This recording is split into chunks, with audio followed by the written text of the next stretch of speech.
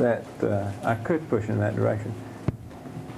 You just need to do that in as nuanced and broad a way as you can, and consider as many factors feeding into the development of this congregation as you can find. And then the other problem with congregational history is finding documentation, because it's hard to write any kind of meaningful historical document just doing interviews. Because, I mean, I have done hundreds of interviews with religious leaders and so on in my life, and I can tell you one thing about an interview. Before you go talk to somebody, you need to already know what they did, because they don't know. And what you have to do is you have to tell them what they did, and then they can tell you how they felt about it. But what they'll do is they'll tell you a lot of junk that's not true. Because we do tend to remember our lives differently. All right, now this topic that I don't know exactly how we got these topics assigned. We partly picked them, but this is not one I probably would have picked. Basically, because if you're talking about the Church of Christ relationship to fundamentalism, then that's it. I'm finished. There's not much.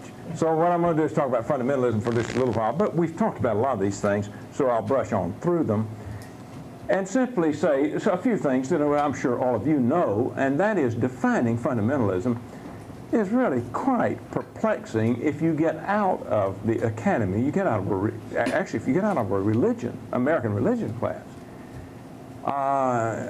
Everybody in my history department would use the term fundamentalist very loosely. I mean, I talk to journalists all the time, as all of us do, doing news stories, and they just use fundamentalists for, you know, anybody that believes anything is a fundamentalist. So that destroys, or in particular anybody that's mean about it, so that destroys any kind of discrete meaning of fundamentalist. I think even academically we stretch the word so far that it comes to lose what is its significant meaning in American religious history. When Marty, a few years ago, I think Lilly funded his fundamentalism project in which they did this series. Did you write something in that? He asked me to write something in it, and I told him that I wouldn't do it because he did fundamentalism all over the world, and he just stretched the meaning of the word fundamentalist so far that I didn't think it had any meaning. I mean, he just made it to mean anybody who essentially is backward looking, who wants to go back and restore an earlier, more stringent form of the religion. So you got fundamentalist Hindus and fundamentalist Muslims, and that's okay. I mean, I can use the word that way, but I think it diminishes what fundamentalism means within the American context. And we've gone around this now already. It's largely an American evangelical Protestant movement after the Civil War that is actually largely Northern Presbyterians and Northern Baptists, and emphasized serious Bible study and very literal interpretations of the Scriptures in opposition to the emergence of theological liberalism, modernism, and also, as Richard noted, came to include a plank that embraced dispensational premillennialism. Now, we'll say a little more about that in a few minutes. I think Richard referred to these books. There's a lot of literature on fundamentalism in America. These are, I think, are the most important books, and Richard referred to a couple of them. Ernest Sandine's book, which is the earliest, On the Roots of Fundamentalism, British and American Millenarianism. And fundamentalism, by the way, has a British equivalent, and it is, in some ways, its roots are in Britain. Well, not in some ways, in every way, its roots are in Britain. And Sandine particularly emphasized that to define fundamentalism, you had to include dispensational premillennialism. Now, there'd be some debate about that, but I think there's a good bit to be said about that. George might question that. Because there are people who certainly consider themselves fundamentalists, basically the Princeton group of Gresham Machen and others who were not dispensationalists, who wrote some of the fundamentals, as did E.Y. Mullins, a Southern Baptist, who was probably not a dispensationalist either. But nonetheless, this kind of discrete movement in American Protestantism is largely made up of people who had a particular approach to the Scriptures, very literalistic approach to the Scriptures, and who embraced this new brand of premillennialism that was known as dispensationalism. And then Marsden has done two really important books, of course, this Fundamentalism in American Culture, which Richard referred to, and then a second book, which I think is just as important in many ways, which is a study of Fuller Seminary, called Reforming Fundamentalism, which kind of discusses how fundamentalism changes in the years from 1920 to 1945, to World War II. Then this fourth book, Joel Carpenter's Revive Us Again, I think it's a really good book. I reviewed it in the American Historical Review. And I think Joel's, if you want to know what a good definition of fundamentalism, a good tight definition of fundamentalism, the opening chapter of this book, I think just does the best job that you can find. And he talks about how there are all kind of people who share fundamentalist beliefs.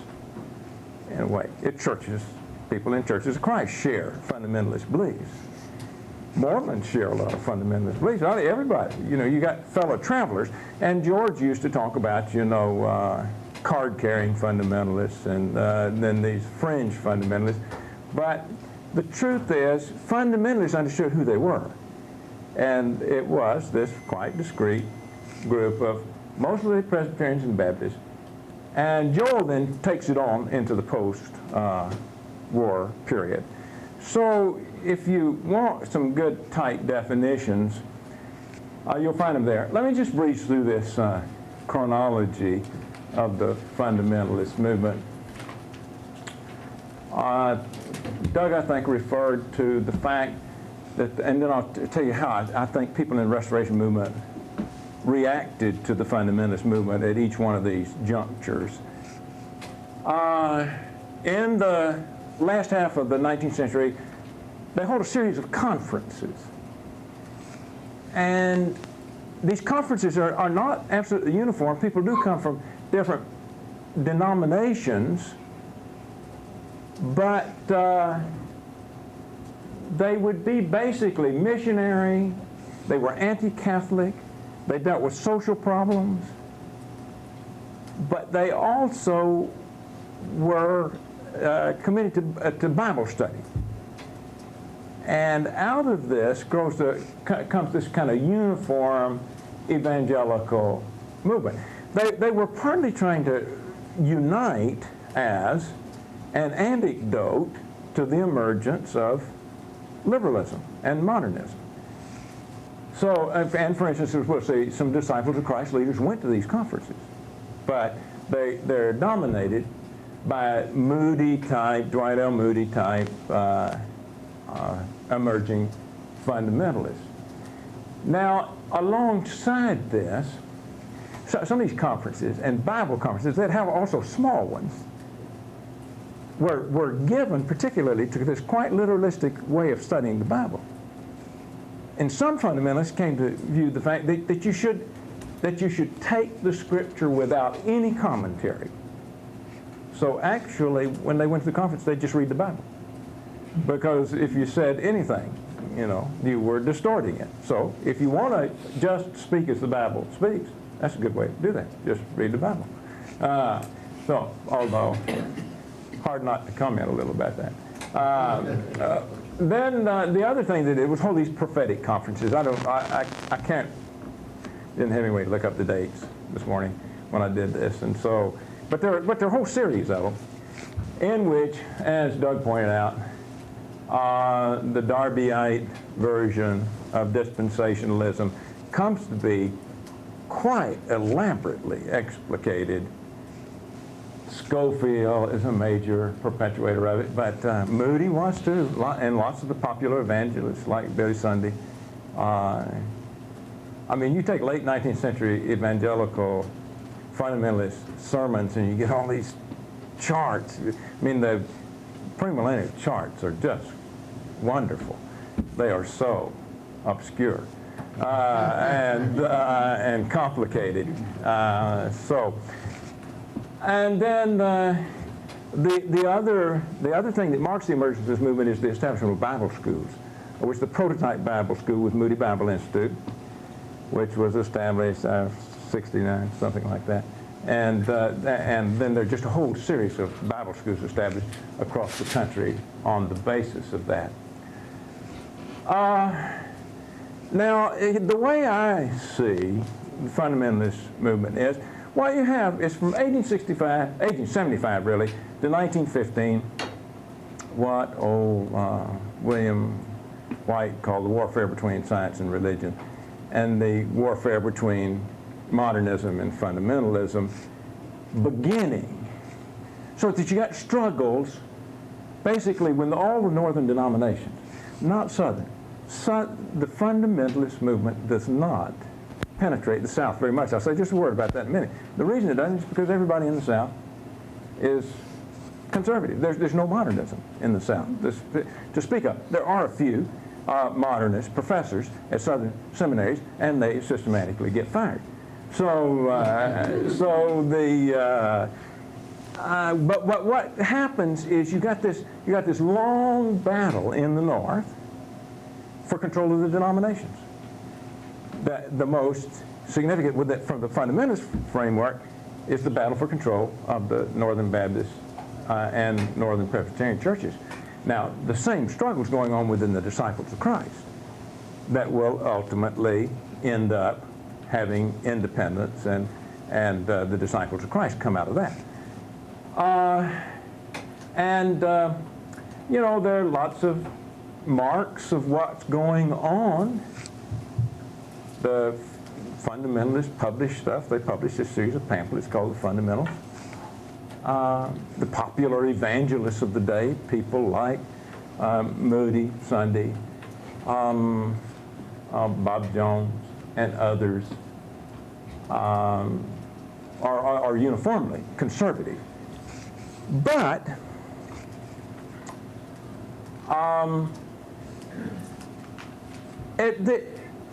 now Richard said that they more or less gave up before 1915. I don't think that's true.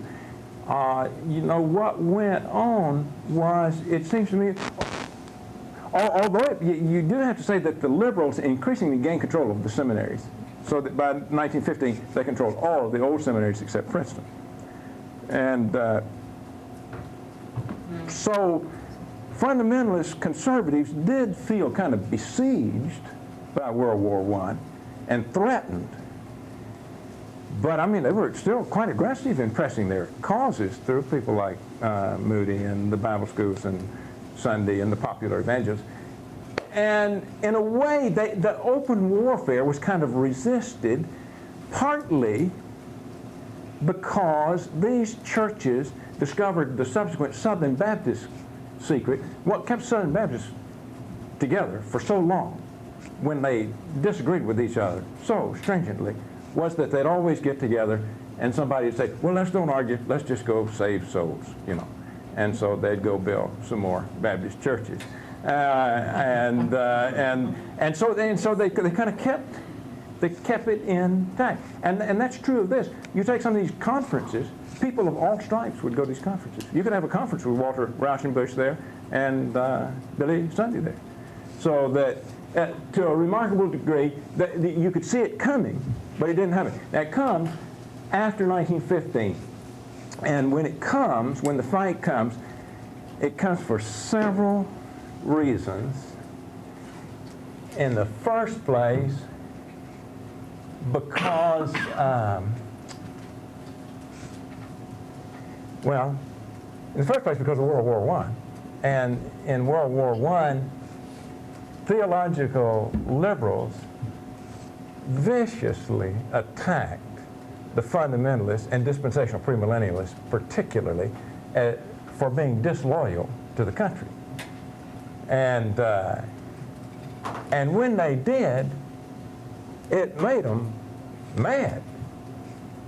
I have often said that, like when the moral majority comes along and the reporters kept calling me and saying, what's going on, where these people came from, I said, well, you violated a primary rule, and that is never kick a fundamentalist, because you'll wake them up and make them fight back. Well, that's what the modernists did in World War I. They woke these guys up and made them fight back. So you had this struggle for control of the Northern and Baptist and Northern Presbyterian churches particularly, and actually for 5 years it looked like the fundamentalists would win. They won a number of key votes for controls of the convention. They stayed in control of Princeton, and they will, a series of events will change that. Now, the fundamentalist modernist controversy does not take place so much in the Methodist Episcopal churches, Roman Catholic Church. It doesn't take place in the Roman Catholic Church because Roman Catholicism is still solidly conservative in the, well, throughout the 20th century, basically, the Roman Catholic Church is still solidly conservative. And in a way, the Roman Catholic Church does not encounter modern ideas until the end of the 20th century, because the church can just shelter. The Episcopal and Methodist churches were governed in such a way that modernists and liberals could control those churches and stop any kind of splintering or any kind of coup. Furthermore, there were many fewer people out of those traditions who sympathized with fundamentalist positions. The Disciples of Christ, they have their own version. We'll talk about that in a few minutes. There's a fundamentalism in the South.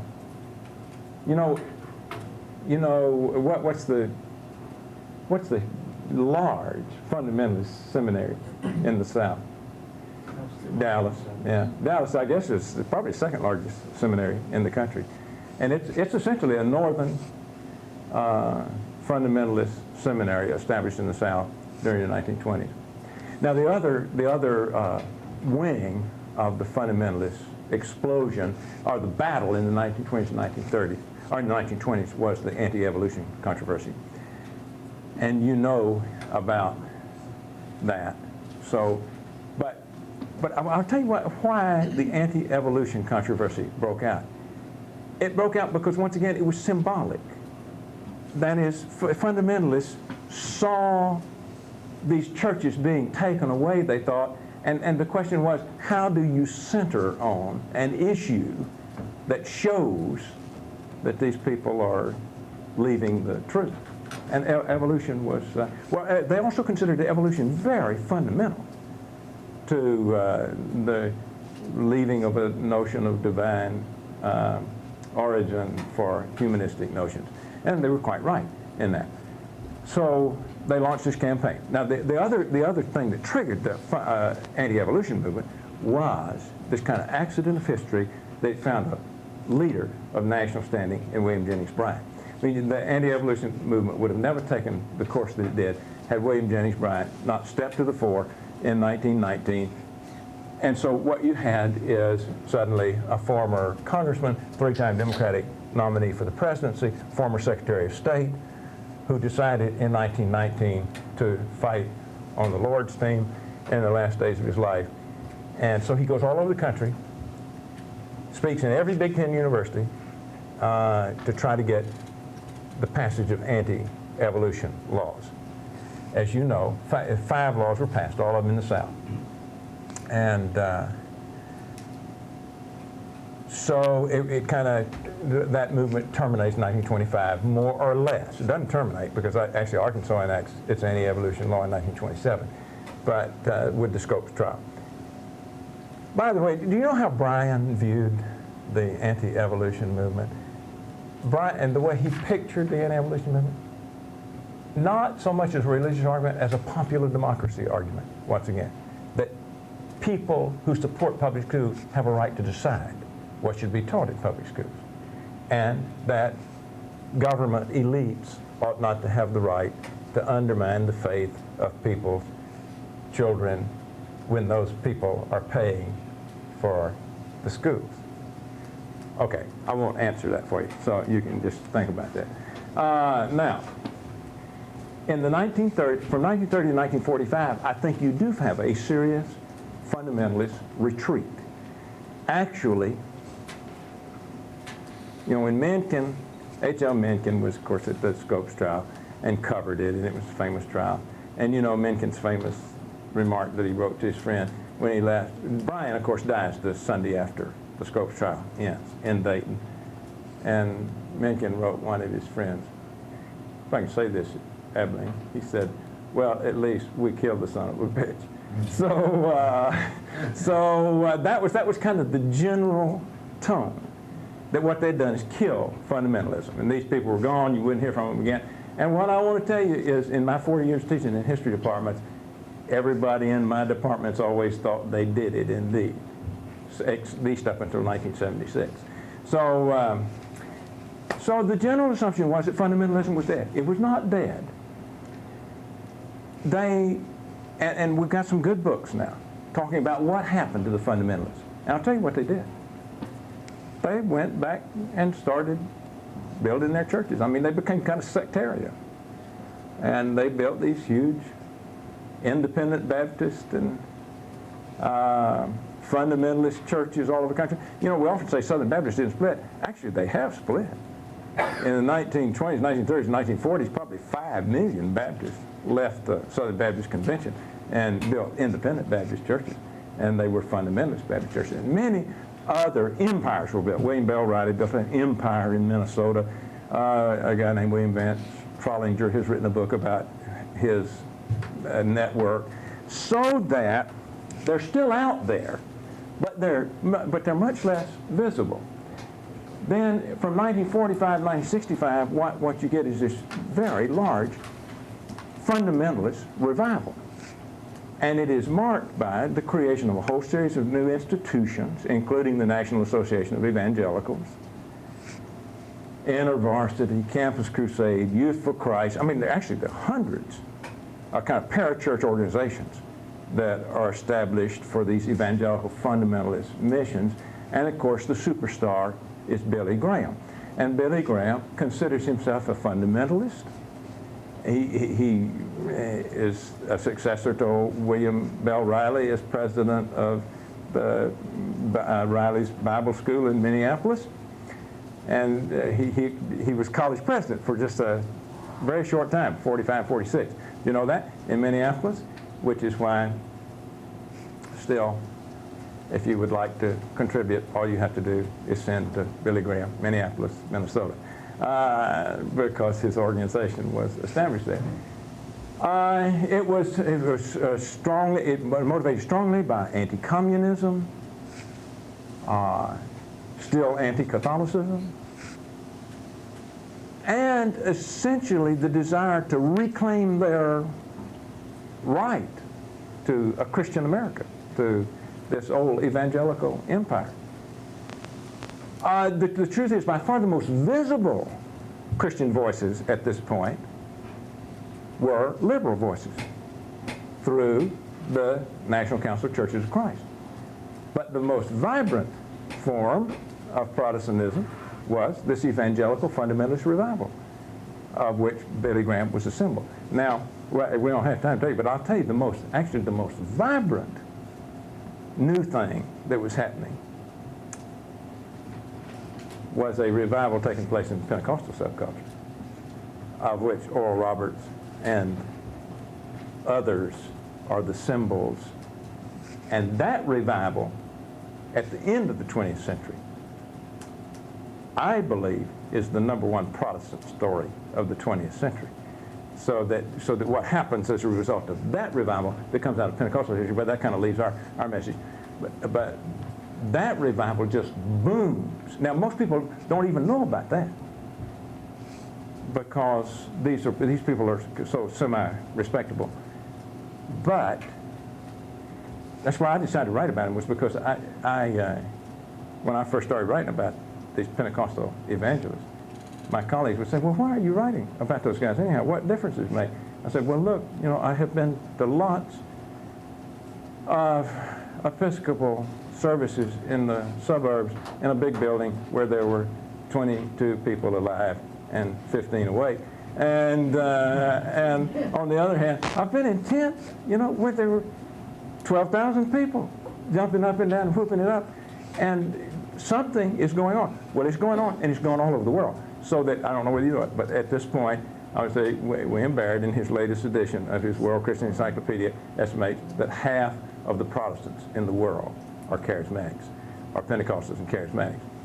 And probably 60 million Roman Catholics are charismatics. So I mean, there's another thing that's going on down there that's out of our view, other than the fact that we encounter Pentecostals in debates occasionally. But, all right, now fundamentalists. So this fundamentalist movement revises. Now, in 1956, it takes two wings. And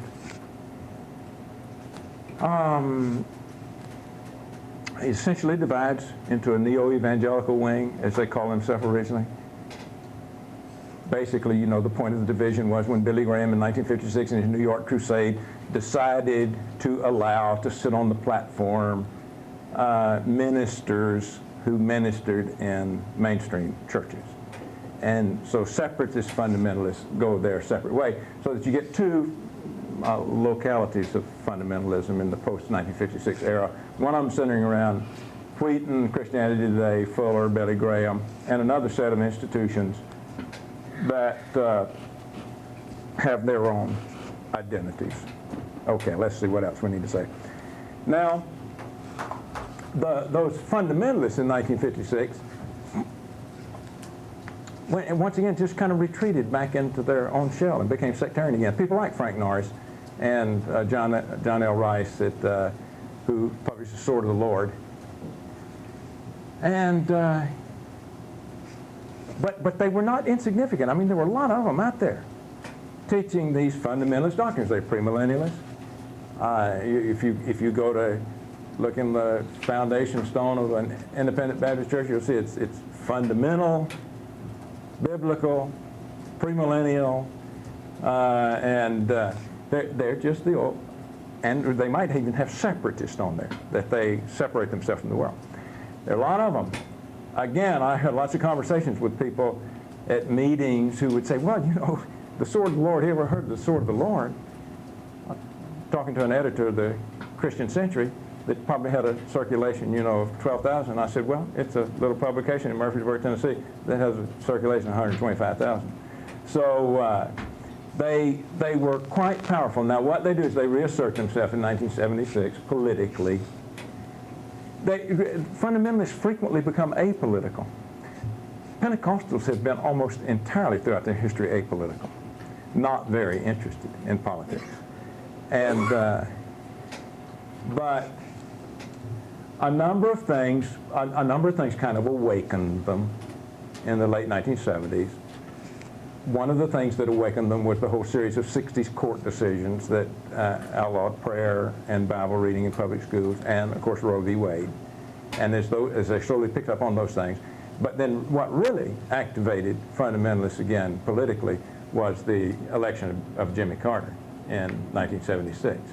And Carter raised the prospect of having a Christian president, somebody who would unabashedly say that he was born again and witness to visiting heads of state and so on. And they got their hopes very high. So they entered politics again to help elect Jimmy Carter. And within 2 years, Jimmy Carter had them so mad because he did almost everything that they disliked, that they really get activated in 1980 by Ronald Reagan in opposition to Jimmy Carter. And so that's the origins of the moral majority. The moral majority, the thing about the moral majority is it is not strictly fundamentalist, and it increasingly becomes charismatic. And particularly as Falwell's leadership is superseded by Pat Robertson, but those are different stories that we don't have time to talk about. So let's go on now, and let me see if I can. Let me just quickly talk for a minute or two about us. who's a fundamentalist then?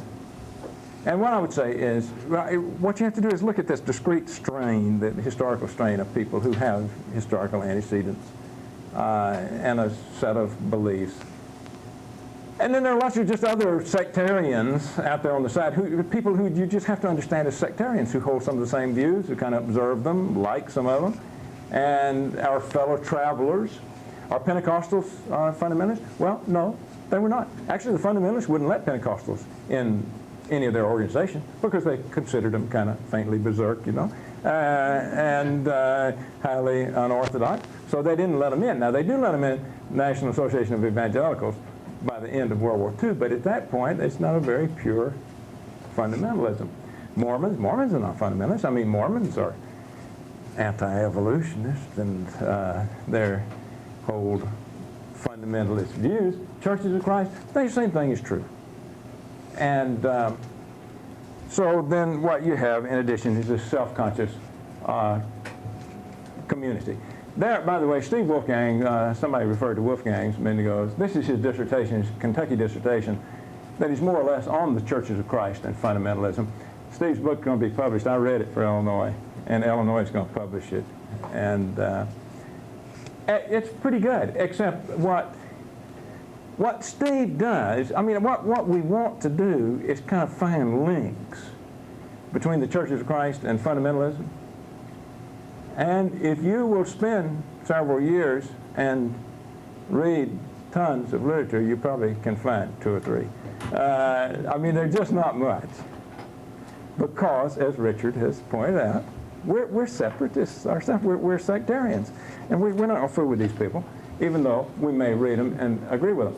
I'll just put real quickly, it seemed to me, how people in the Restoration movement related to fundamentalist movement in any given period.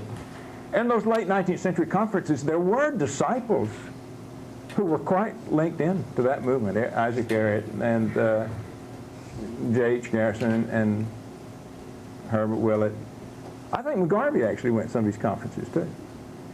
So that across a broad spectrum, there were people who would associate with them. But once you get to the formation of hardcore fundamentalist ideology, I think, as Richard has said, that the premillennialists, particularly Bow, I think some of the others also went to some of the conferences, are the only people that link with them, and we've discussed how that was a negative in the eyes of most of their brethren. I mean, one of the things that estranged premillennialists was that the anti-premillennialists was that these people had more in common with these denominationalists than they did with their brethren. Okay, let's see what else, if there's anything else I need to say there. In the later period, we'll probably talk about the later period. I'll tell you an interesting thing about resurgent fundamentalism after World War II, is that independent Christian church leaders really linked with the National Association of Evangelicals and their kind of resurgent fundamentalism right after World War II. So that James DeForest Murch was a leader in the NAE, and some of the leading kind of political fundamentalists of the 1950s and 1960s came out of the independent Christian church movement. For instance, Billy James Hargis. Any of you all know who Hargis was? Yeah, well, had to be old enough. Hargis was a part of the old Christian right. You know who Gerald L.K. Smith was? Gerald L.K. Smith was one of he was the Huey Long's aide who becomes a right-wing anti-communist demagogue right after World War II, who was quite threatening to a lot of people. And he was the independent Christian church.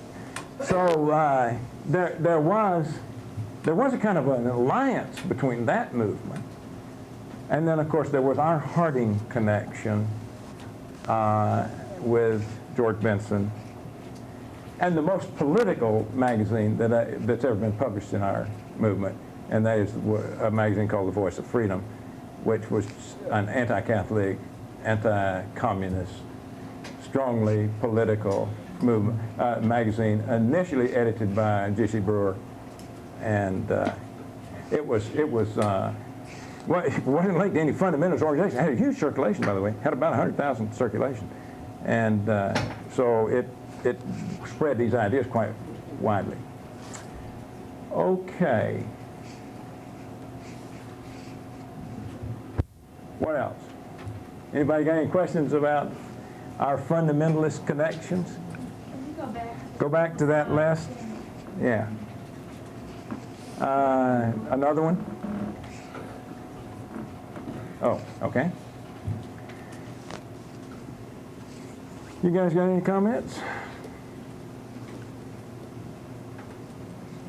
I think you're right. If you spend long enough, you can find 2 or 3. Steve has done it, and Mike Casey's done a little bit of it. Right. G.C. Brewer actually went on the stump with an anti-evolution speech and did some things even for J. Frank Norris, preached at J. Frank Norris's church in Fort Worth on his anti-evolution speech. Right.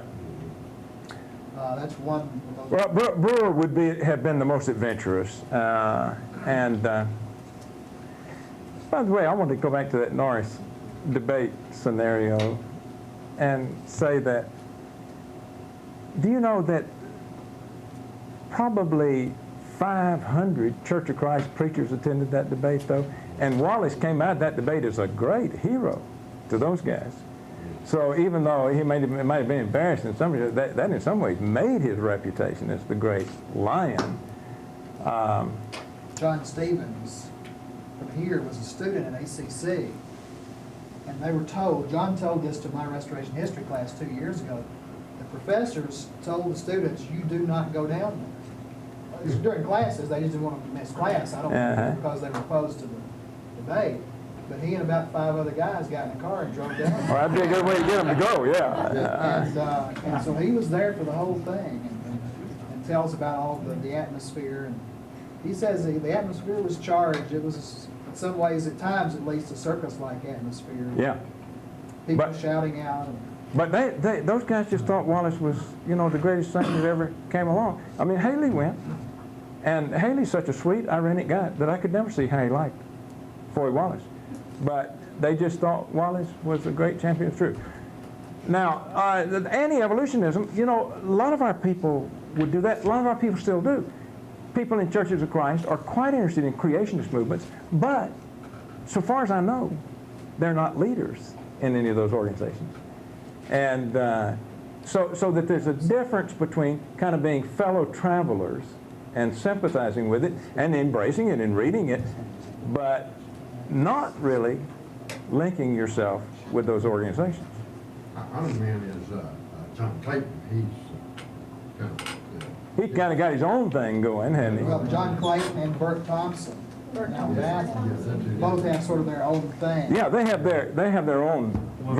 One that you might not be aware of, Don Patton from the non-institutional. Yeah, that's right. No, they're specialists. Don Patton is but they're kind of Church of Christ specialists, and they're not leaders of the Creation Institute or whatever. Seventh-day Adventists are the most important leaders in that whole Well, movement. one of the, as you know, the man who's written most on this is Ron Numbers. Yeah. And several of our people make his book, but they're probably a half page devoted to us. Right. Bales, some of Bales' debates. Yeah, now Bales would be another And Ward political activist. in Fort Worth, the woman who wrote some texts. Yeah, and Bales would have probably come closer to actually being organizationally affiliated with some of these people, although still, they don't really appear on the boards of directors of the fundamentalist organizations. So it's a kind of a fellow traveler. Yeah. My question is not so much about Churches of Christ connections of fundamentalism, but about fundamentalism in general. I'm reading through James Barr's book on fundamentalism, and from what I get, his major thing is that a fundamentalist is not so much a literalist, but they're so worried about inerrancy of Scripture, and their default is literalist. But if they get back in the corner, they'll be as wild on interpretation as long as they get to defend inerrancy. Do you buy that, go along with that? Well, yeah, I guess so. I don't know that. I think their wild interpretations they would view as strictly biblical interpretations. I mean, they certainly do, in their dispensational premillennialism, do some pretty wild stuff. And, you know, it has to change as history goes along. Because if you lose the Soviet Union, I mean, you have lost a major player in the whole prophetic scheme. And I'll tell you the hardest, it's always seemed to me the hardest thing to digest in the dispensational premillennialist scenarios was that they never found the United States in any of these prophecies. And I was just always amazed that here's the most powerful country in the world, and God just left us out.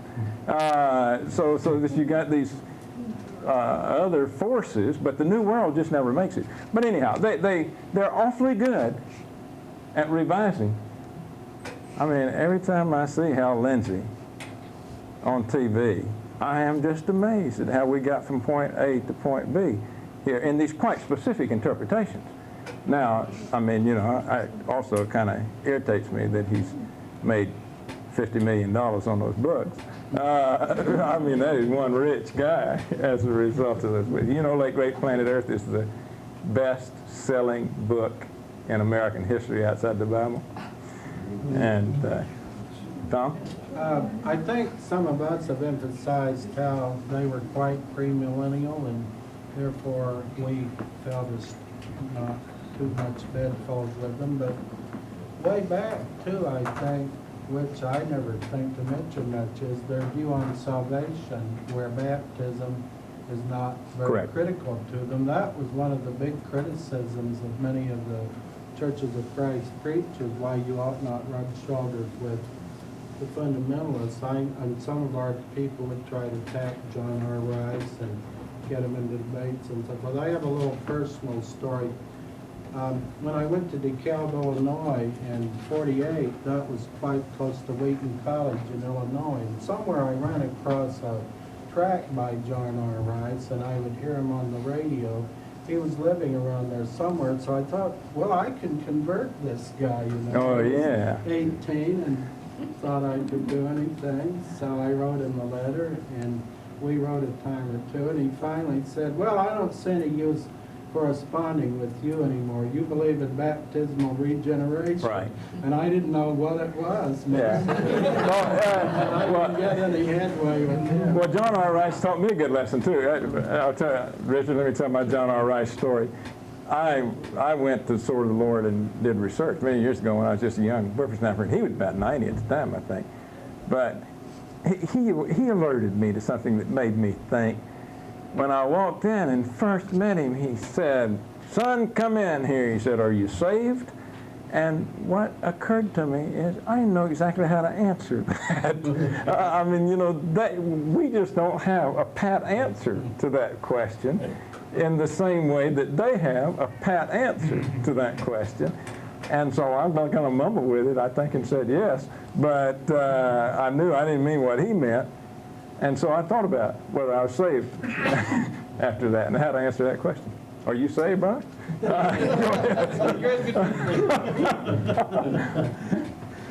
Well, you know, I will confess to all these students sitting here, make them feel better maybe, that, boy, this is a low time for me too. Yeah. Low time for you guys, especially when Harrell was up there. Oh, boy. I'm just kidding. And after that Harrell's barbecue, I'll tell you what, it just puts me out. But I will try to articulate some thoughts here All right. as best I can. And I say all that because I'll probably be inarticulate. But Ed, you talked about the fact that the fundamentalists are primarily Northern Baptists and Northern Presbyterians, and it's certainly true. I mean, you don't find fundamentalist Lutherans, you don't find fundamentalist Episcopalians. I mean, I suppose that you could find one or two, or fundamentalist Catholics, there are probably one or two somewhere, but by and large, they're Presbyterians and Baptists, and I think there's another reason that, in addition to what Ed said, which is, you know, the things that are absolutely correct. But, you know, I've often thought, I mean, I've always believed this, that, you know, when you talk about Baptists and Presbyterians, you're talking about the Reformed tradition. Mm-hmm. Think about that. I mean, they're not just two denominations, they have something in common, they're Reformed. And they really do have roots in John Calvin's Reformation in Geneva. And a big piece of what Calvin was up to, as I understand Calvin, is really creating the kingdom of God on this earth. And, Geneva would become this sort of exemplary model city of God. And so when all these Reformed types show up here on these shores, Puritans in New England and Baptists in the South and Presbyterians in the Middle Colonies, they're very diverse and they don't get along in many ways, but they do share one thing in common. And what they share in common is the common vision that America could, in fact, become the kingdom of God. And so I think one of the key pieces in the thing about fundamentalism is these people are political, big time, from start to finish. And I've always thought that they really have two weapons, particularly when the fundamentalist movement as such gets underway in the early 20th century. Weapon number one is the literal text of Scripture. So in other words, Darwin may say that we evolved from monkeys, but God says in the beginning. And so, fundamentalists can say, I don't care what the scientists say, God says this. So they've got the literal text of the Scripture they're going to beat the scientists with. But the other weapon is this dispensational premillennialist. Can't even say it. It's this time of day. Harrell's smarter than you. There's the dispensational premillennial eschatology. I've often thought that the dispensational premillennial eschatology is really sort of their escape hatch. In other words, if they're not able to, they're always fighting. And by the way, Ed, I didn't mean to say, if I said this, I didn't mean to say it. You quoted me as saying that Richard said they gave up. I didn't mean to say they gave up. What I meant to say is, maybe this will kind of explain what I had in mind. Okay. They're fighters from first to last. They're going to fight the modernists. There's no question about that. And they hope to win. And they will fight with this literalistic text of Scripture. But if they lose, they've always got that escape hatch. And so the dispensational eschatology, Maranatha, come Lord Jesus. And, Jesus, you'll take us away or reign with us here, and these liberals are going to get it in the neck. So, either we're going to put it to them, or Jesus is going to put it to them, one or the other. One or the other, they're going to get it. So my sense is that between maybe 1900 and maybe 1919, the Bolshevik Revolution, that they began to rely on that second weapon a little more. In other words, the second, Jesus is going to take care of these people. And then by the end of World War II, they're emboldened again to come out fighting again. And they forget about Jesus. And they, and so my sense is the fundamentalists are a little bit like, the effort to, all the king's horses, all the king's men, Humpty Dumpty, son of the wall, Humpty Dumpty had a great fall. All the king's horses, all the king's men couldn't put Humpty together again. Well, in a sense, Humpty could be a metaphor for the old traditional world that the fundamentalists really, that evangelical Christians controlled in the 19th century. It was an evangelical Christian world. That's Humpty. And with the rise of modernism, Humpty falls off the wall and he shatters into a jillion pieces. And the fundamentalists have been trying to put Humpty together again ever since. They'll never get him back together. It's just not going to happen. But they're trying hard. But they've always got that escape hatch. If finally the modernists do win, boom, they're gone, they're out of here. This card's, unmanned. So but I didn't mean to say that they give up. I meant to say that they didn't really rely on this second weapon.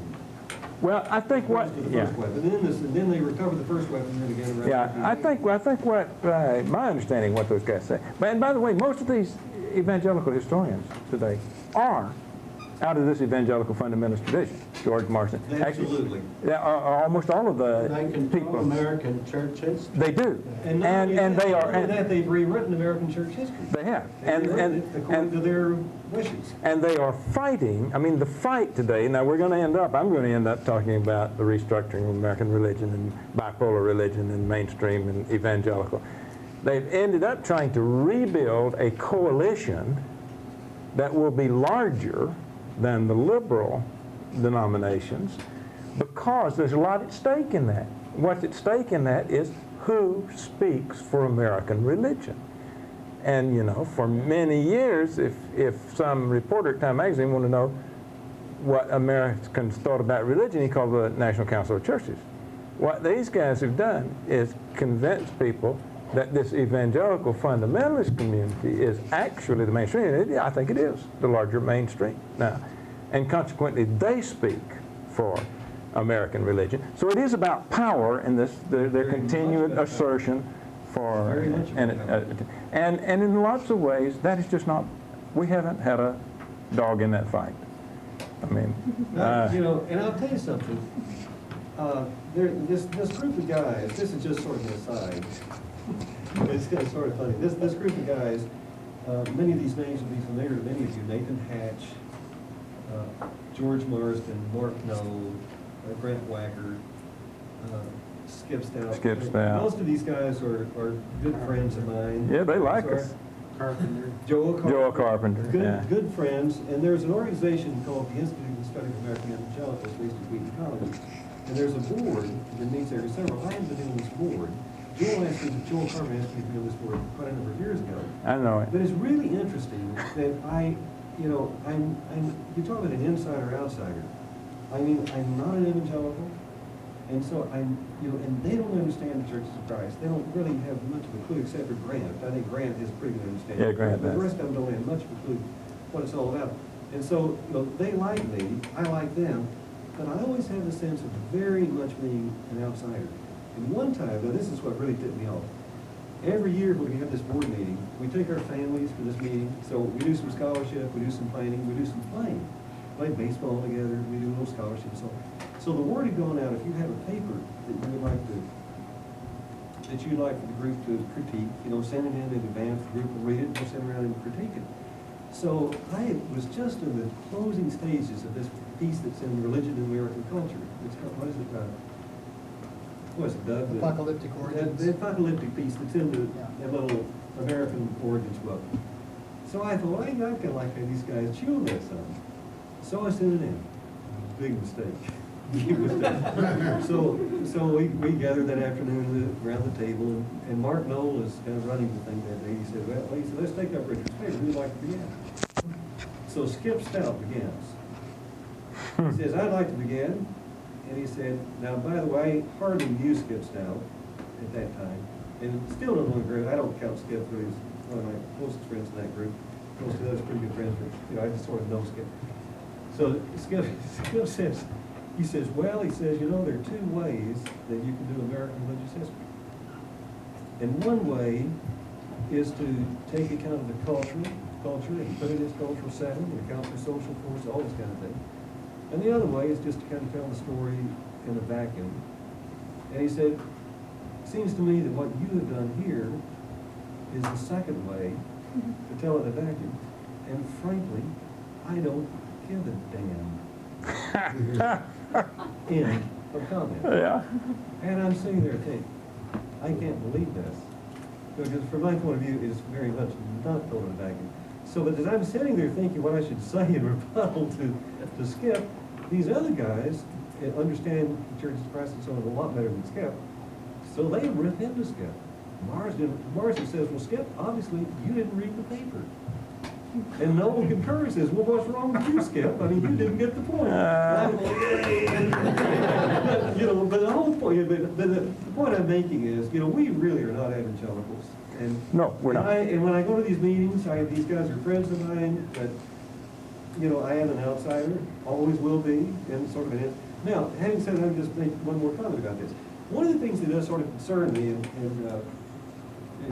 one of the students I were talking about this during the break, it does seem to me the Churches of Christ are willy-nilly just moving right, these days, headlong into the great American evangelical melting pot. And more than that, even moving toward fundamentalism. I find so many people for whom abortion is a bigger issue than the believer's baptism. I mean, it's just sort of knee-jerk, right-wing politics, evangelicalism, and it does worry me. It really worries me because I'm not an evangelical and I'm not a fundamentalist, and I don't really view myself as part of a fundamentalist church, but I see the church moving more in that direction. It's a great concern to me. But now I'm going to make you answer at some point how the reaction could be that another wing is moving willy-nilly into the politically correct establishment that is more concerned about feminist issues and other politically correct issues than traditional. So my question to you is going to be, are churches of Christ moving into both of these? Well, that's a good question. And maybe we're and, fracturing along some very interesting lines. Yeah, and I'm going to talk. Cultural lines. I'm going to talk about that when I talk about restructuring of American religion. Well, I guess it is time to take a break, and I'll just tell you, I'll leave you with one good news. Well, we'll have one more question. Before you go, can you put it on the final slide? Okay, I'll tell you some good news, and that is I go to a lot of conferences with these guys too. I'll beat the stew out of all of them in golf. So righteous living does have its reward. Okay, is it break time? Yes, sir. Clean living and prayer. Is this a 10-minute? Yeah, 2:30, 10 minutes. And Tom. All right. There's not a lot to say about that. Well, they have, it's fine. I don't know how to get out of here, Tom, except I'll just take mine. Yeah, I think that's how you do it.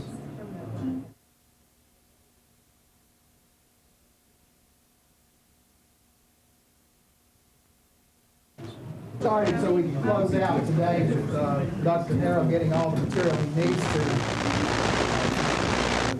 carry on into the morning too for that. No. But let me say one quick thing. Several of you were asking about Ernestine Loveland, who fell yesterday. I called to check on her just now. She did go home yesterday. She had a slight concussion, but is doing very well at home. She's just staying at home and resting.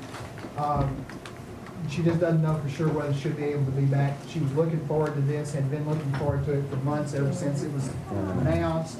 She works in the archives and the restoration center and really was relishing what was going on, so we feel bad about that. But she is physically doing better, and so we're thankful for that. And you might continue to remember her in your prayers. Oh, let me say one more thing before we leave. Tomorrow is the deadline for the written formal proposal for your papers. I think we've talked to everybody who's taking it for credit and doing the paper. You've talked to one of us. I have 2 or 3 already turned in, but we do need, from those of you who have not gotten a final yes, this is fine on a formal written proposal, we've got to have those tomorrow. You know, this topic that I was kind of assigned today, I mean, this grows out of my book so directly that I really don't feel compelled to say a lot about it, and I don't have a lot up here. Just one kind of sociological model that I'll present to you in terms of this subject, and that is the way in which the churches of Christ have tended to create personality cults around very powerful leaders, and that in a sense that is the way that people find structure and identity in this extremely loose environment of the churches of Christ, as it seems to me was the case in the New Testament. That is, that you had a very unstructured, loose environment with maybe the same results. I would suggest to you that I can see, it seems to me, in this period of 1900, well, in the whole 20th century, a kind of a progression in leadership models, and it's not unlike the progression in leadership models in other sects, and actually it's not unlike the shifts in leadership models that take place in businesses. And I've actually read some business sociology about institutional changes that it seems to me inform the way religious groups change as well. And that is that all young, new sectarian movements are led by charismatic leaders. And there are a number of reasons for that, and that is they are built upon the democratic opportunity that's offered to talented people. I've written a few articles which, when I went back and read them, ended up sounding like the reason new groups started was because you had these talented, untrained people who wanted an opportunity to become professionals, and it wasn't afforded to them in denominations, so they go out and create their own. Well, I mean, in charismatic circles, that is very true. You can take the first generation of Pentecostals, and I do not believe that there's a college-educated ministry. They would take some issue with that, but I'm pretty sure that's true. Well, most of the first generation Church of Christ preachers were not educated either, and they boasted of it, and deprecated education and had all their jokes about PhDs and so on. So that it's a generation that in which talent counts. Your education doesn't count, your credentials don't count. What counts is whether you can attract people. In the absence of denominational structure, which we have, consequently, you got a wide open democratic environment in which people can attract personality followings to themselves, and that is precisely what happens. It happens in our movement, happens in other movements as well. And so I've suggested that the heyday of the preacher in the Churches of Christ was probably that period from 1900 to 1945.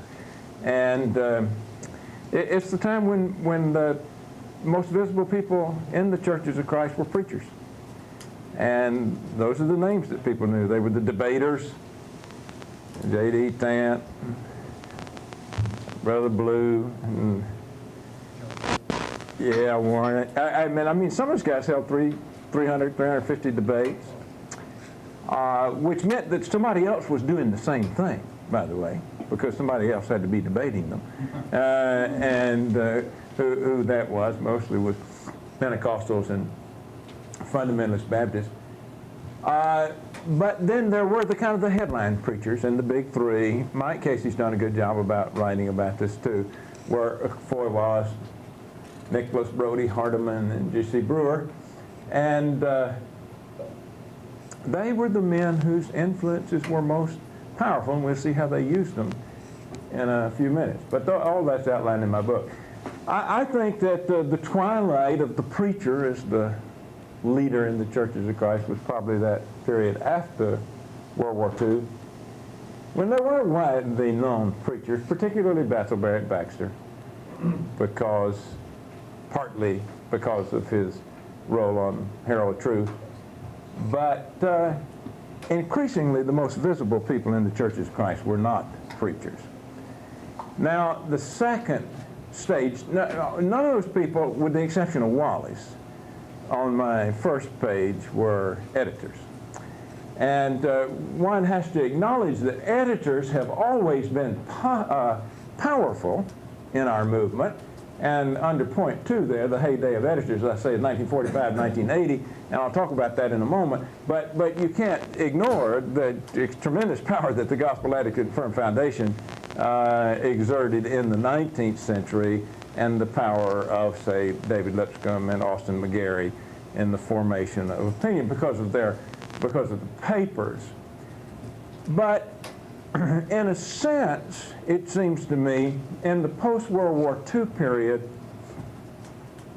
the Churches of Christ enter this stage in which they are interested in rationalizing the church. And you've had this wild environment that I use the term in my book, The Wild Democracy. It's actually a Showalter, J.H.P. Showalter word, in which he talked about the Churches of Christ as a wild democracy in which every idea was open I'm going to look in just a minute about the pluses and minuses of this. And when you look at it, just remember that one of the benefits about having a wild democracy is that what it does is more or less give everybody permission to say what they want to say.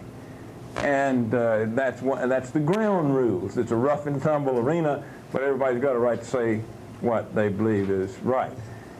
Now, after World War II, when people come to hold, as I will suggest tomorrow in my lesson, in my talk on the non-institutional division,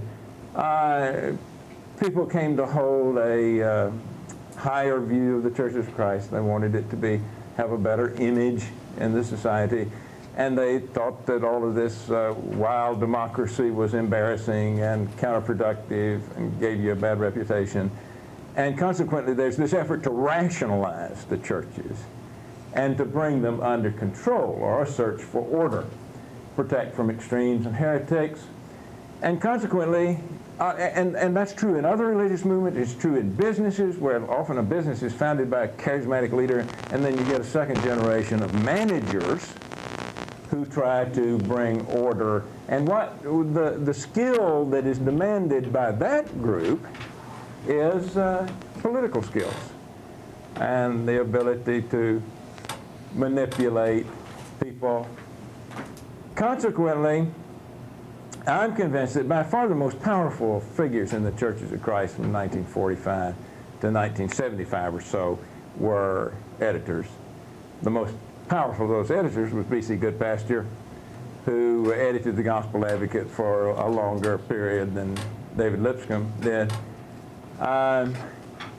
Goodpasture, and Rural Lemons in some ways was his Texas equivalent, but I don't think Rural Lemons did not exercise the breadth of control over churches in the West that Goodpasture did east of the Mississippi River, nor was he quite as cunning and ruthless, one might say, as Goodpasture was in the management of this power.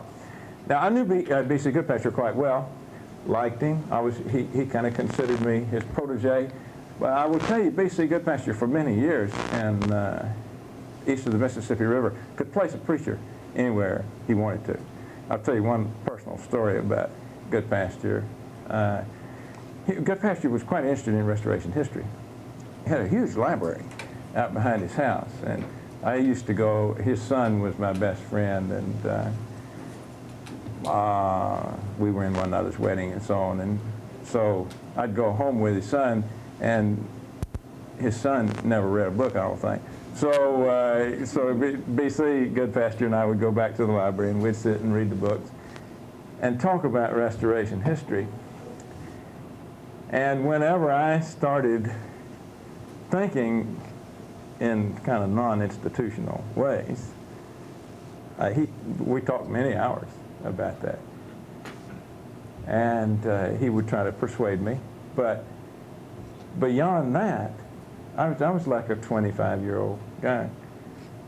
He offered me like 3 different churches. He could just select any church he wanted to in Middle Tennessee and say, well, you need to be the preacher there. And so fortunately, I wasn't interested in that. So I was like, did you ever hear the story of the preacher that was holding a tent meeting back in the 60s, and this scraggly hippie kind of boy kept coming to the meeting? So one night this preacher gave him a tract on drugs, So this boy came back the next night and he said, preacher, he said, that's a good tract on drugs, but he said, that ain't my problem. He said, my problem's lying and stealing. So anyhow, my problem was not wanting to preach in a big church, so that didn't bother me. I had other problems. What you do then is you enter this managerial period, and as you see from my book, Goodpasture exercises this very powerful control, essentially to quarantine the non-institutional people, who did a pretty good job of quarantining themselves. But he shut the pages of the Gospel Advocate to it. He could manage churches who preached in various churches.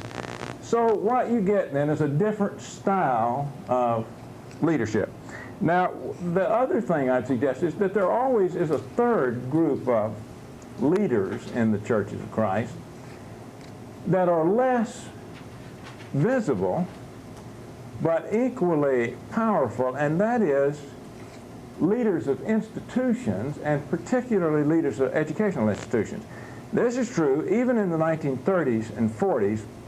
Foy Wallace's main enemies in the premillennial fight and in the general effort to try to control churches of Christ, his main enemies were the leaders of the educational institutions.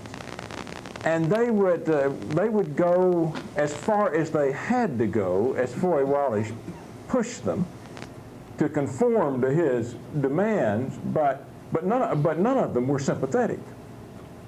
I mean, M.B. Hardeman maybe was slightly sympathetic with Wallace's theological aims, but for the most part, the college presidents did not like him. And they have a very powerful influence in the movement in a quieter way. In the first place, because the colleges do, in the end, interpret the message. And this is true if we were doing the Pentecostal revival, you get exactly the same thing. You get a generation of teachers that follows the generation of charismatic leaders, and what the teachers do is the teachers explain what the real meaning of the message is. So, college and university Bible professors have a quite pervasive influence, even though it's out of the limelight. And furthermore, they socialize the message, and that is, it is they who explain to those outside the movement what the movement is about. And increasingly, they come to be the source of credentialing ministers. And if you wanted to find another kind of focus for identifying the forces driving churches of Christ apart in the middle of the 20th century, this would be a good place to look. And that is the battle between credentialed preachers and non-credentialed preachers. Because, I mean, so a lot of the old-time preachers were most concerned not about institutions or not about any of the other issues that come along, but rather about the emergence of the salaried, educated preacher who thought he was better than the old-time preachers who Doug has kind of glorified this morning, and who went out and built these churches. But then the next generation of preachers come along who are better educated, and they tend to look down their noses at this old first generation of preachers, and their loyalties increasingly would be to the institutions, and particularly to their colleges. I mean, that's the generation that you guys are.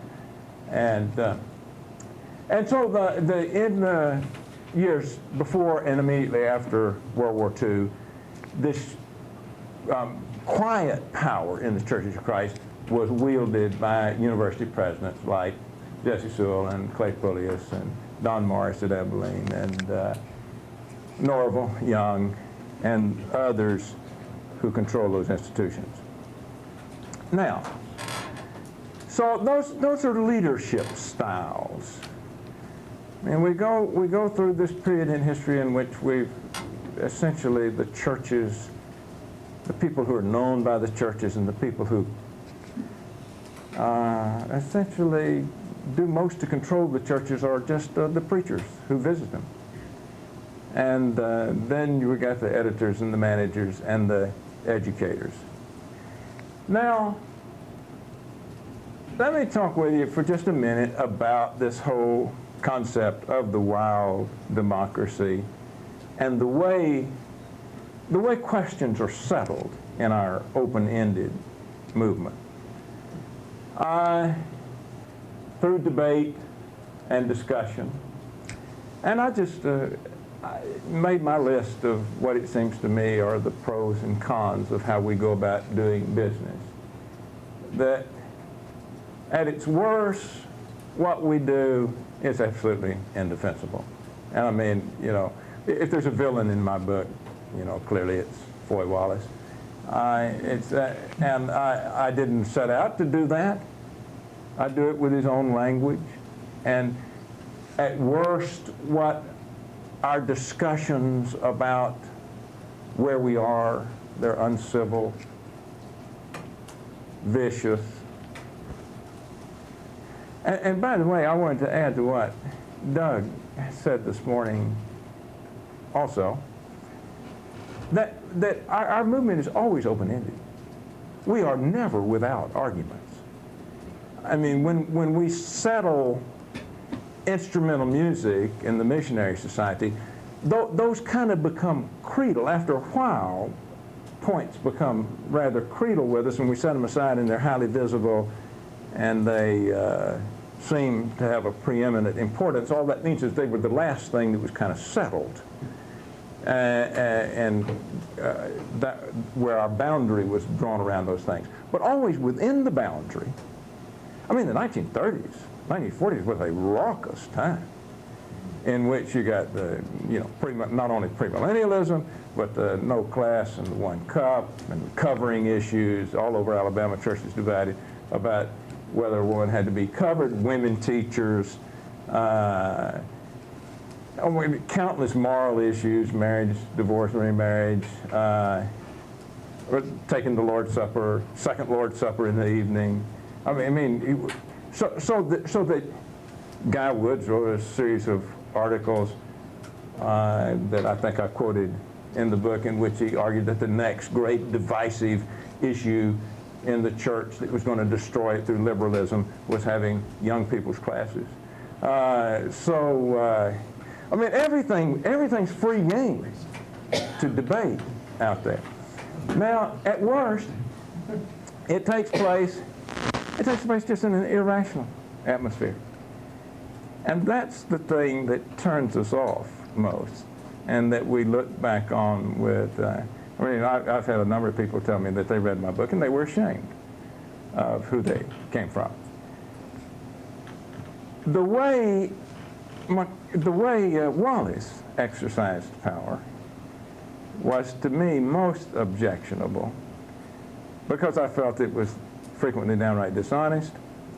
As you know, that was almost one of the principles of debating, that you could be dishonest if you wanted to. If you could say that you misrepresented the guy, but if it made the point, that's okay. You kill the sectarian even if you had to tell a lie about it. And that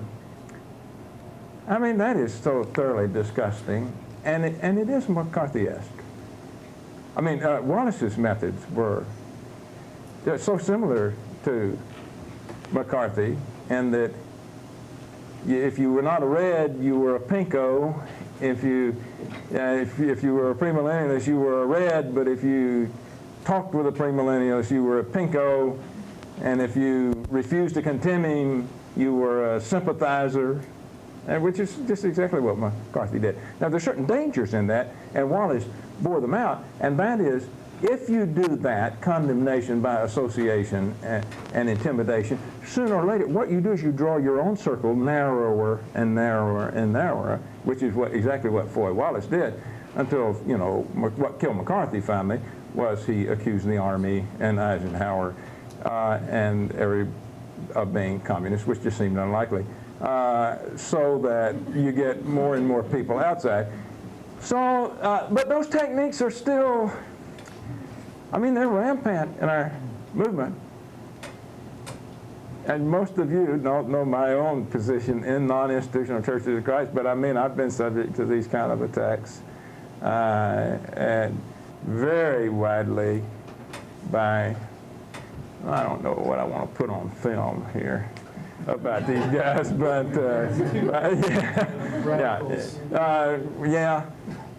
that's a kind word for them, radicals. But anyhow, now the other things that you can say about these arguments is that they frequently develop into a kind of a creedal understanding of who we are. So that there is this everlasting pressure on us to develop creedal statements about who we are. And of course, there have been some references to those with regard to instrumental music and missionary societies. Clearly, lots of deeds were written so that what a true Church of Christ is, is you can't have a organ, and you can't support missionary societies, or else this property will revert to the devil or whoever owned it previously. And as we will see in the non-institutional controversy, the similar kinds of things will be written so that this church will never oppose sending funds to the Herald Truth or something like that. So that what you do is you credalize who you are in order to escape what it seems to me is not a bad environment at all, even though it's an uncomfortable environment, and that is a civil discussion. And then finally, it's a tool of ego gratification. And I was wanting to make the point that Winnie made this morning about the premillennial struggle. I mean, I tend to think that the premillennial division could not have been avoided because you just had a clash of basic kind of issues that couldn't be avoided. That is, if you envision that the initial focus of the Restoration movement was, at least one of the focuses was, restoration of the ancient order of things, premillennialism clashed, dispensational premillennialism clashed with that in fairly serious ways. So that sooner or later, I think it was going to be troublesome if it was done in a very open and abrasive way. But the course that it took was quite clearly that the argument was used to advance the career of Foy Wallace and other people. So that very often this argumentation has just taken place in the framework of a purely egotistical desire for followers. Well, at its best, let me tell you what I think our wild democracy, how it operates and can operate. And that is, it is our intellectual compass, and that is to say that we don't have any commitment to anything other than a discussion of biblical instruction and what God wants us to do. Now, I believe, you see, we've had presented to us over and over again these rather narrow models of who we understand ourselves to be. I believe that there have always been a lot of people in the Restoration movement who understood themselves to be simply a part of an open-ended quest for finding out what God wanted us to do and then trying to do it. Now, that doesn't mean that you rethink every issue every year, but it does mean that you have an environment of open discussion. And I believe that that feeds this democratic wish for freedom. Now, I think at its best, the Restoration movement is quite open to freedom of thought and freedom of discussion. I have always believed that it's most open for freedom of discussion at both ends. That it's most closed in the middle, because it's in the middle where people tend to credalize and try to freeze the Restoration. If one is radical enough on the left to say, I don't have any commitment to any organization or body or doctrine or creed at all, and consequently I'm open to discussion of anything, then what you have is a quite democratic and free environment. Now, clearly people go out the other end seeking freedom as well, and but at any rate, I think that's the best of what we have to offer. I think it also is a reasonable basis for fellowship and unity. That is, if we say what we're trying to do is live in an open environment of discussion in which we're not frightened by the fact that we disagree with one another, but rather we view that as an ongoing challenge to negotiate our own commitment to the Scriptures and the Lord and the proposition. Then I think that's reasonable. And then I think it gives us a sensible understanding of why we divide when we divide. And that is that the only times we divide, I believe, is not when we disagree about some biblical teaching, because we do that all the time. and we do it on a constant changing number of issues, and there is no issue that's involved in a division that has not been around for a very long time. I mean, instrumental music is around for a long time, missionary society is around for a long time, certainly all the institutional issues will be around for a long time before divisions come.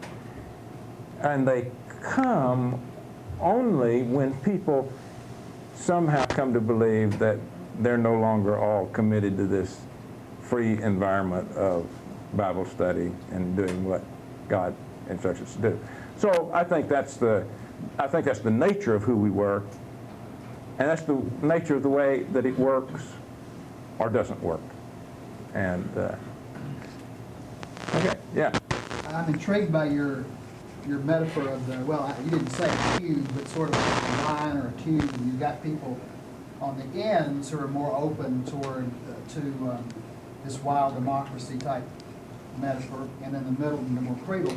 I had not thought of it that way before, and I can see how that would work. I had thought of it in exactly the opposite in some ways, that the folks on the end, I'm thinking about specific people who are still in the movement, see themselves at least in the movement, although sometimes they drop off and go somewhere else. On both the far right and the far left tend to be the most dogmatic, and they don't want to listen and talk to anybody else, and they're fed up. For example, some of the left end people are fed up with talking to these right-wing, hard-nosed attack dogs. They're sick of them. They don't want to have anything to do with them. They don't want to talk to them. Don't want to reason with them. Don't want to have any conversation with them. And the folks on the far right look at these folks as not loyal to the movement, don't care anything about it, probably will leave anyway, and sooner the better. And the folks in the middle. Now, everybody wants to see themselves in the middle. No, I don't. I'm not in the middle. Well, I don't want to see myself. I don't want to see myself in the middle in the sense of not taking any stands, or straddling the fence, or not having clear convictions. And if that's what you mean by the middle, I don't want that either. But if you're looking at the churches of Christ, again, in this metaphor, and I'd like to sort of think more in your terms, because I think when you said it, I thought, yeah, that does make some sense. But I tended to see it with, I'll just be quite frank, I see folks at ACU, at least a lot of us, in a position where we're willing to talk to folks, and we're not either on the far right or the far left, but we're willing to have conversations. We're willing to have people who are from the one cut, non-Sunday school, anti-institutional, come and talk and be involved in a serious way in exposing views from across a wide spectrum to our students, and in a sympathetic way, not in a way that would be Right. cutting them off or exposing them or something as false teachers. Does that make sense? Well, yeah, here's the thing.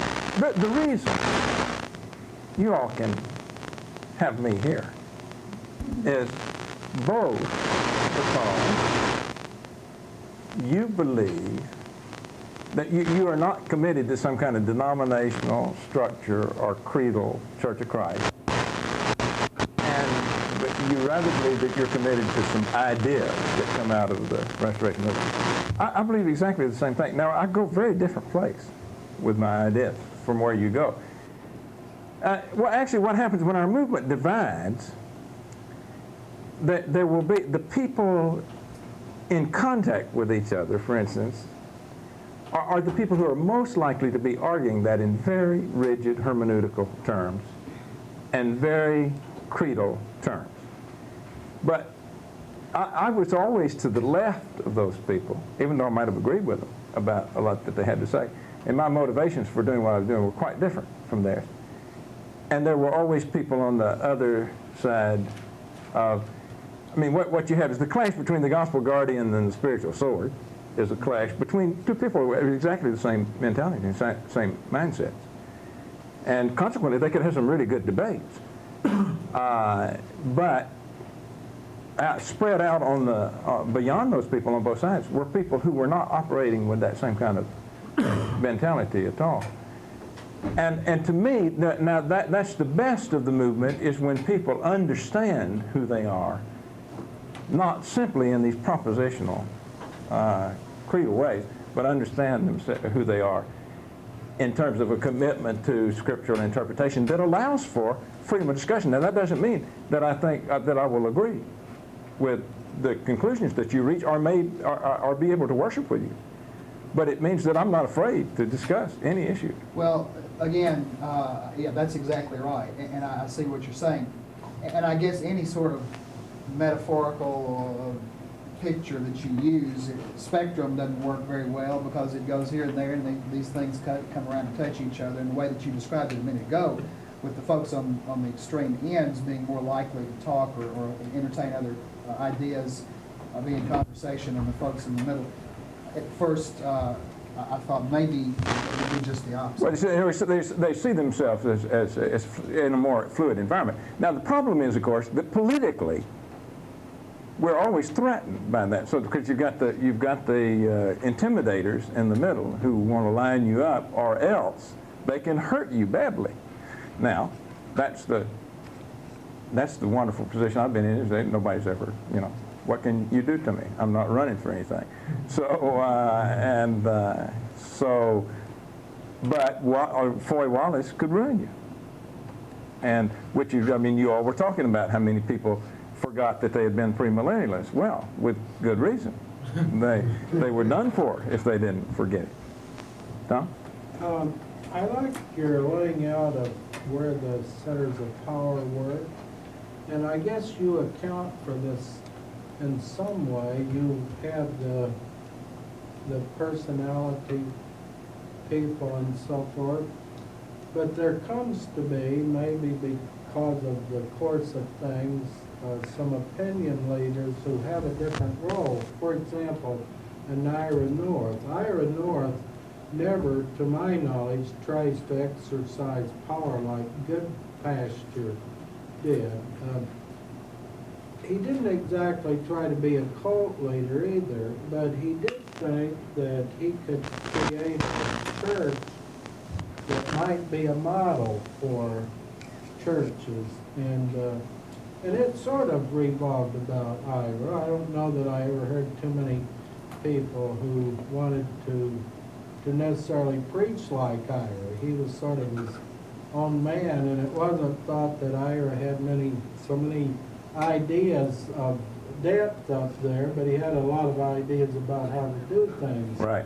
And then later we get Richland Hills, who for a long time in Fort Worth served this kind of function. And that's sort of where mainstream churches of Christ went after it got over the personality guys and the college presidents and so forth. Yeah. How do you see that? Well, maybe Ira's a good example of another preacher in addition to Bethel Barrett Baxter who continued to wield wide influence, but I don't think those guys had anything like the influence that Hardeman, Wallace, and Brewer had. Well, they didn't try to exercise No. it in the same way anymore. No. Yes. Where do you see the centers of power today? Well, I think the centers of power today are quite, depends on which wing of the Churches of Christ you're talking about. I would say in non-institutional Churches of Christ, the centers of power are probably in preacher figures still, and editors to some extent. In mainstream Churches of Christ, I think power is much more distributed. In the traditional wing, the conservative Churches of Christ, obviously you have some really powerful editors. I would think in progressive Churches of Christ, the centers of powers are in the colleges and universities. Yeah, maybe some personalities like charismatic personalities like the Cato, you think? I don't know. Yes. I was impressed in reading Nathan Hatch's article as he piles quote upon quote to demonstrate the rhetoric of the revolution as it gave rise to this movement. I was talking with someone the other day who teaches Cold War history, and they were using the language, I guess McCarthy and those kind of people were using the language of being soft on communism. He was telling me that aside from any of the reading I was doing, but when I was doing the reading, I noticed Wallace using a lot of that kind of rhetoric. Were people like Wallace intentionally using political rhetoric to win people over to their side, I guess? Well, yeah, I think so. I mean, now, of course, Wallace predates McCarthy, so he wasn't emulating McCarthy. McCarthy did a good job of emulating him. I mean, I suppose those are just techniques that are around, and that is if you've got a community that widely holds certain fears. I mean, that's demagoguery. That's all demagoguery is to play on the fears of people. And you can, consequently, you can tar anybody. If you can tar anybody with that brush, you can ruin your opponents. So, yeah, I think he quite consciously used those tactics. Yes? This hard, combative, aggressive debate style that, McGarry and Wallace and these guys. No, Dr. Hughes, in your book, several times you associate it, it's always going back to Campbell's Christian Baptist.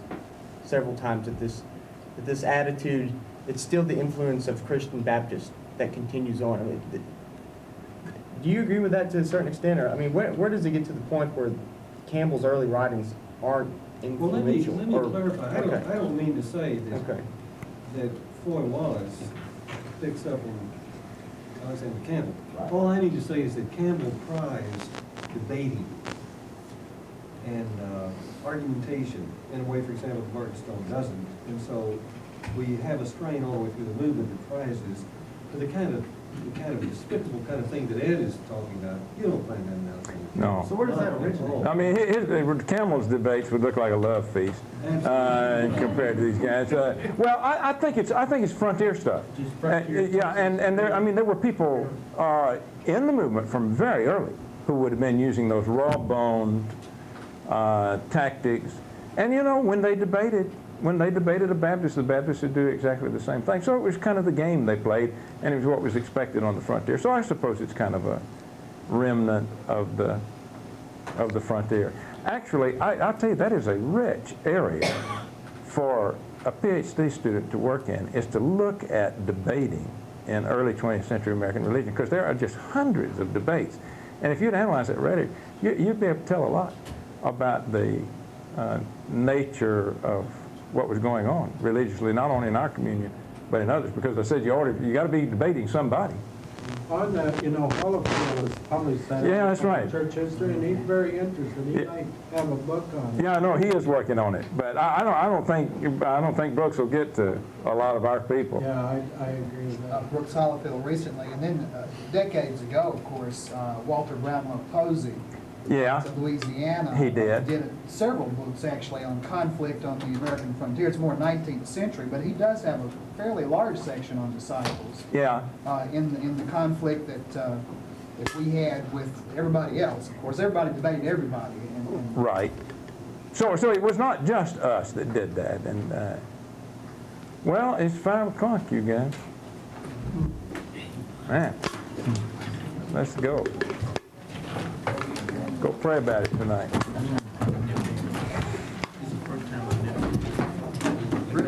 Hey, Andrew, you know that? or this whole place. There's a guy in Alabama who's a high school preacher, someone that's trying to have a lined up, and he's trying to